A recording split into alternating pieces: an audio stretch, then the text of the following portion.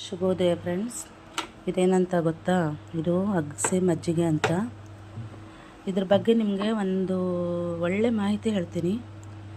ನಾನು ಇದಕ್ಕೆ ಅಗಸೆ 2 ಸ್ಪೂನು, ಮಜ್ಜಿಗೆ 1/2 ಗ್ಲಾಸು, ಮತ್ತು ಇದಕ್ಕೆ ಮನೆಯಲ್ಲೇ ಮಾಡಿರೋದು ನುಗ್ಗೆ ಸೊಪ್ಪಿನ ಪೌಡ್ರು 1 ಸ್ಪೂನು, ಆಮೇಲೆ ಸ್ವಲ್ಪ ಶುಂಠಿ, 1-2 ಎಸಳು ಬೆಳ್ಳುಳ್ಳಿ ಹಾಕಿದ್ದೀನಿ.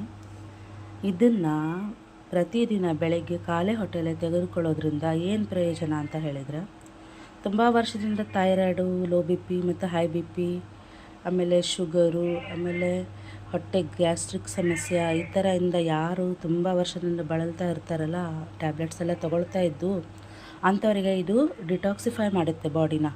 ಅಂದರೆ ಬಾಡಿಯಲ್ಲಿರೋ ದೇಹದಲ್ಲಿರೋ ಕಲ್ಮಶ ಎಲ್ಲ ಹೊರಗೆ ಹಾಕುತ್ತೆ ಇದು. ಅಷ್ಟೇ ಅಲ್ಲ, ಇಮ್ಯುನಿಟಿ ಬೂಸ್ಟರ್ ಕೂಡ. ಆಮೇಲೆ ಇನ್ನು ಶುಂಠಿ ಮತ್ತು ಬೆಳ್ಳುಳ್ಳಿನ ಯಾಕೆ ಹಾಕ್ತಿದ್ದೀನಿ ಅಂದರೆ, ಕೆಲವರಿಗೆ ತುಂಬ ಈಗ ಫ್ಯಾಟು ಇರುತ್ತೆ ಹೊಟ್ಟೆಯಲ್ಲಿ, ತೋಳುಗಳಲ್ಲಿ, ಮತ್ತು ಆಮೇಲೆ ಹಾರ್ಟು ಡಿಸೀಸಸ್ ಅಂತ ತುಂಬ ಬರ್ತಾಯಿದೆ. ನಿಮಗೆ ಗೊತ್ತಲ್ಲ, ಕೊಲೆಸ್ಟ್ರಾಲ್ ಸಮಸ್ಯೆಯಿಂದ.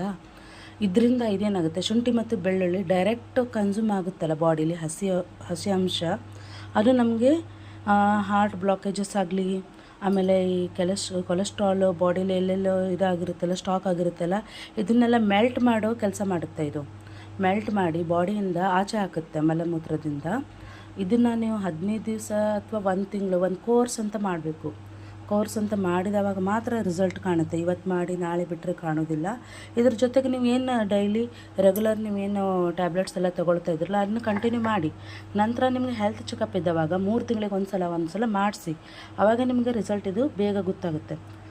Thank you.